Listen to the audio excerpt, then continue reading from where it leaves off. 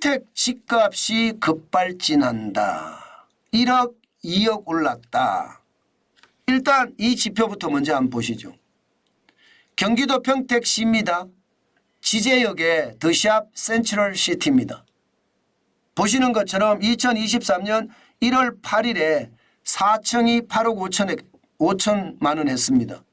그런데 10월 14일에 11억까지 갔었거든요. 11억까지. 지금 2기 GTX 발표 후에 호가가 지금 3억까지 올라갔습니다. 14억을 달라고 이야기한다 이렇게 이야기합니다. 14억을 달라고. 와 대단하지요. 제가 2기 GTX가 시작이 되면 관련 여기서는 역세권을 중심으로 집값이 올라갈 거다 그렇게 말씀을 드렸는데 그것이 말입니다. 뭐 하루도 채 지나지 않아서 현실이 돼가고 있다 이렇게 얘기할 수가 있는 것 같습니다. 시장이라는 게 그렇게 무섭습니다. 예, GTX 2기는요. 2기 GTX는요.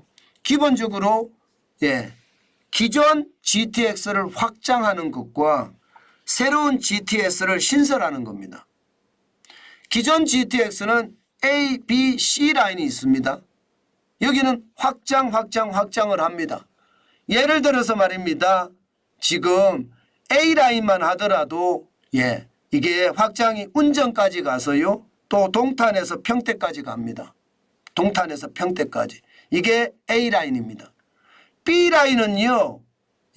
지금 인천대 입구에서부터 쭉 가면 춘천까지 갑니다. 마석에서 춘천. C 라인은요. 확장입니다. 동두천시에서부터 쭉 가는데 아산까지 갑니다. 그러면 A, B, C 라인에서 지금 확장되는 뭐 동두천이나 춘천이나 아니면 평택이나 아산이나 아니면 운정이나 여기에다가 인천대 입구까지 확장이 되는 곳마다 따라가면서 역세권을 중심으로 집값이 올라가겠죠? 올라갈 겁니다. 서울까지 GTX 사면 30분 안에 온다고 하는데 이게 안 올라갈 리가 없죠. 광역 도시의 어떤 망을 구축할 수 있다는 그런 뜻이니까요. GTX라는 말 자체도 그렇습니다. 뭐 GTX라는 말 자체 안에 수도권 광역 급행철도란 말이거든요. 그러니까 굉장히 빠르게 도심으로 들어온다는 이야기거든요. 그럼 외곽에 있는 집값들 역세권을 중심으로 해서 올라갈 수밖에 없겠죠. 여기다가 이제 신설이 있습니다. 신설은 D, E, F선이 있습니다. D선만 하더라도 장기에서부터 시작을 하잖아요. 쭉 가면 원주까지 갑니다. 여주를 거쳐서 원주, 이천을 거쳐서 원주. 그러면 원주의 집값도 달라지겠죠. 원주의 집값도.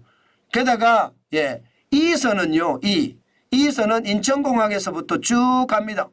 쭉 가서 지금 이게 어디로 갈지 봐야지 알지만 현재까지는 대장까지 와 있습니다. 대장까지.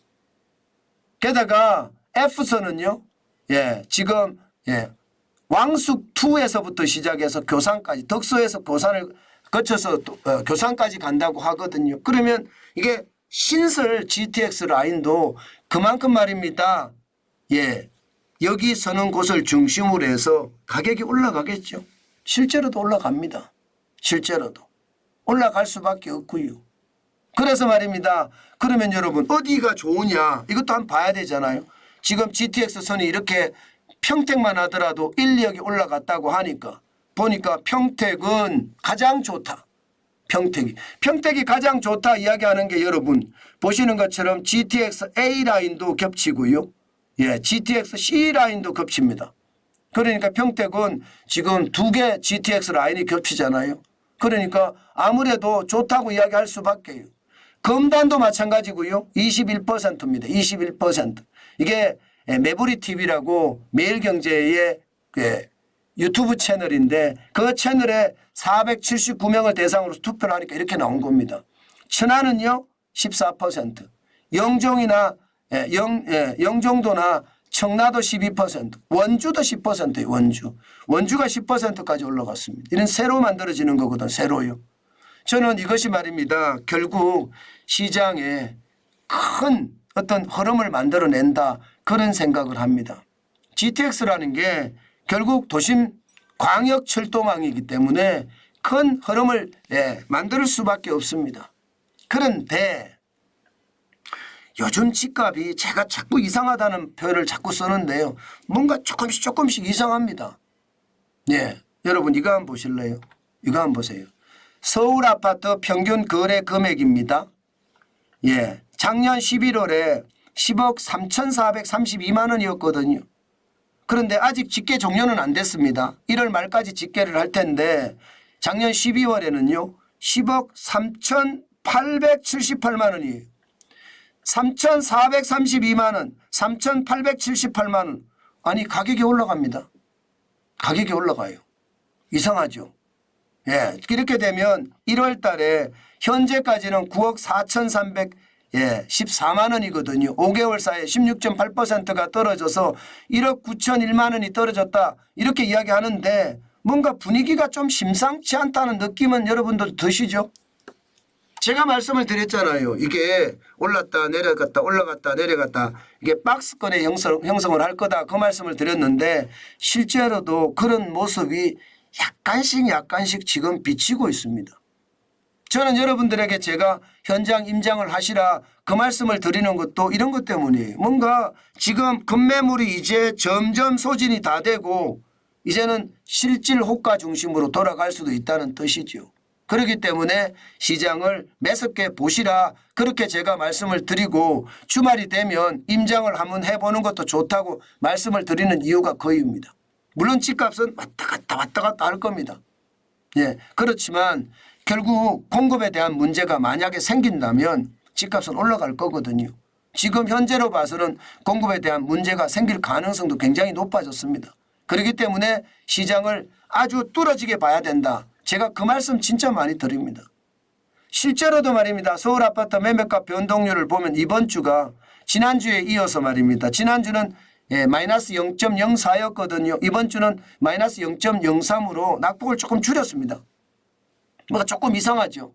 낙폭을 줄여가죠. 게다가 GTX가 이게 본격적으로 시장에 반영이 되면 아마 낙폭을 더 줄여들 가능성도 저는 있다고 봅니다. 수도권도 마찬가지입니다. 수도권도 지난주까지만 하더라도 마이너스 0.06까지 떨어졌는데 지금 이번 주에는 마이너스 0.05로 낙폭을 줄였습니다. 다만 전국의 아파트 값은 낙폭을 조금 늘렸거든요. 지난주에 마이너스 0.04인데 이번 주에 마이너스 0.05로 낙폭을 좀 늘렸습니다. 그러나 서울과 수도권은 아무래도 GTX라는 호재가 있어서 또 달라질 수도 있겠다 이런 생각은 합니다.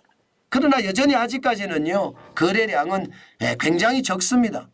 지금 말입니다. 작년 11월에 2000이 무너졌잖아요. 1843입니다.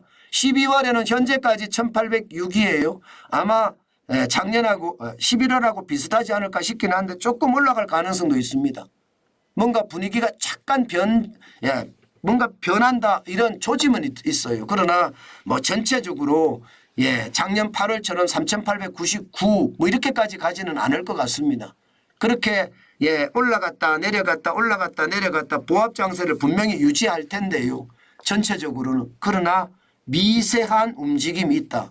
제가 벌써 3주째 이 말씀을 드리는 것 같아요. 미세한 움직임이 있다. 실제로 미세한 움직임이 있습니다. 지표로 보면. 게다가 GTX가 본격적으로 되면 아마 굉장히 많은 움직임이 있지 않을까. 저는 그렇게 생각합니다. 때문에 여러분 시장을 한 번쯤 나가보시는 거 오늘 내일은 임장의 시간으로 잡는 거 저는 좋다고 봅니다.